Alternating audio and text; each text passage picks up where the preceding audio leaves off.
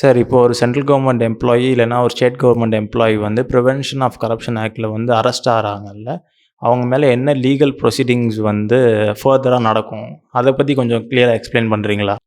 இப்போ நீங்கள் கேட்ட கேள்வியில் சென்ட்ரல் கவர்மெண்ட் எம்ப்ளாயீஸோ இல்லை ஸ்டேட் கவர்மெண்ட் எம்ப்ளாயீஸோ they come under the definition of public servant, அரசு ஊழியர் அப்படிங்கிற டெஃபினிஷனில் வந்துடுவாங்க. இந்த ப்ரிவென்ஷன் ஆஃப் கரப்ஷன் ஆக்ட் வந்து 1988 கொண்டு வந்தது. அப்போ என்னென்னா, இந்த ஆக்டுடைய நோக்கம் வந்து என்னென்னா, இவங்களுக்கு அரசு வந்து சம்பளம் கொடுக்குது, இவங்க சில செயல்கள் வந்து அந்த டிபார்ட்மெண்ட் ரீதியாக செய்ய கடமைப்பட்டிருப்பாங்க மக்களுக்கு. அதை செய்கிறதுக்கு இந்த சம்பளத்தை தாண்டி அவங்க வேறு எதுவும் என்னது காசாகவோ இல்லை பொருளாகவோ ஏதோ ஒரு லஞ்சம் வாங்கக்கூடாதுங்கிறதான் இந்த சட்டம். இப்போ அந்த மாதிரி ஒரு லஞ்சம் வாங்கி என்னது கைதாயிட்டாங்க அப்படின்னா அவங்க மேலே 2 விதமான நடவடிக்கைகள் வரும். ஒன்று, இப்போ இந்த சட்டத்திற்கு கீழே லஞ்ச ஒழிப்பு துறை இருக்கு இல்லையா, போலீஸ், அவங்க தனி டிபார்ட்மெண்ட் இருக்கு, அவங்க வந்து அரெஸ்ட் பண்ணி எஃப்ஐஆர் போட்டுருவாங்க. எஃப்ஐஆர் போட்டோன்னே அது வந்து கம்ப்ளீட்டாக கோர்ட்டுக்கு போயிடும்.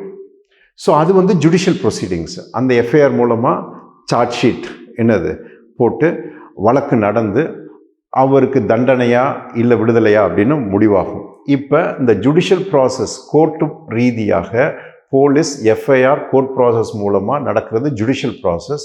அதுக்கு அவருக்கு தண்டனை கன்விக்ஷன் ஆயிருச்சு அப்படின்னா அது பனிஷ்மெண்ட்.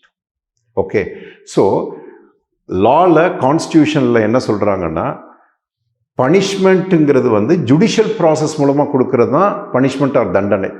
இப்போ இதே இவர் மேலே, இவர் அரசு ஊழியர், இவங்களுக்குன்னு என்னது டிசிப்ளினரி ப்ரொசீடிங்ஸ், டிசிப்ளினரி ரூல்ஸ் இருக்குது. அதாவது ஒழுங்காக ஒரு ஒழுங்குமுறையாக நடக்கணும் அப்படிங்கிற ஒரு டிசிப்ளினரி ரூல்ஸ் இருக்குது. அதன்படி டிபார்ட்மெண்டல் ப்ரொசீடிங்ஸ் நடத்துவாங்க. அப்போ இந்த டிபார்ட்மெண்டல் துறை ரீதியான நடவடிக்கை அதுக்கு வந்து தண்டனை கிடைக்கும். அவங்களுக்கு வந்து ஃபார் எக்ஸாம்பிள் ஒரு ப்ரமோஷனை கட் பண்ணுவாங்க, இல்லை அவங்களுக்கு சார்ஜஸ் என்னது இஷ்யூ பண்ணுவாங்க, அவரை வந்து சஸ்பெண்ட் பண்ணுவாங்க. இதெல்லாம் டிபார்ட்மெண்ட் ப்ரொசீடிங்ஸ். இது வந்து பனிஷ்மெண்ட் இல்லை.